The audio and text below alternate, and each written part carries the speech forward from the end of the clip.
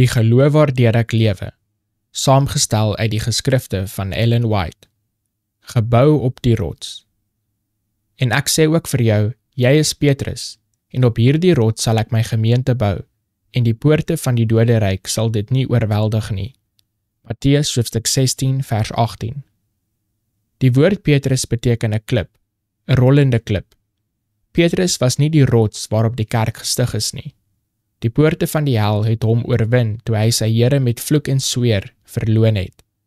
Die kerk is gebou op een teen wie die poorte van die hel nie kon oorwin nie. Die kerk is gebou op Christus as sy fondament. Dit is om Christus as sy hoof te gehoorsaam.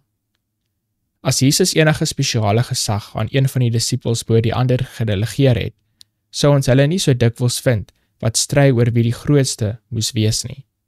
Hulle sou hulle aan die wens van hul meester onderwerp het en die een wat hy gekies het, geëer het.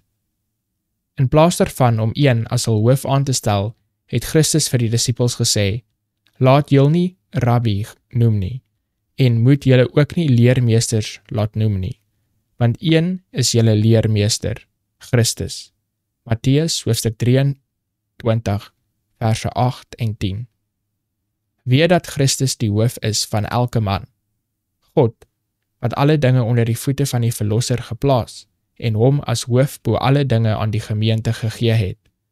1 Korintiërs hoofstuk 11 vers 3 en Efesiërs hoofstuk 1 vers 22. In die teenwoordigheid van God en al die hemelse intelligensies, in die teenwoordigheid van die onsigbare leer van die hel, het Christus sy kerk op die lewende rots gestig. Daardie rots is hy self, sy eie liggaam, vir ons gebreek en verbrysel. Teen die kerk wat op hierdie fondament gebou is, sal die poorte van die hel nie seëvier nie. Vir 6000 jaar het geloof op Christus gebou. Vir 6000 jaar het die vloede en storms van sataniese toren op die rots van ons verlossing geslaan, maar dit staan onbeweeglik. Die rots van geloof is die lewende teenwoordigheid van Christus in die kerk.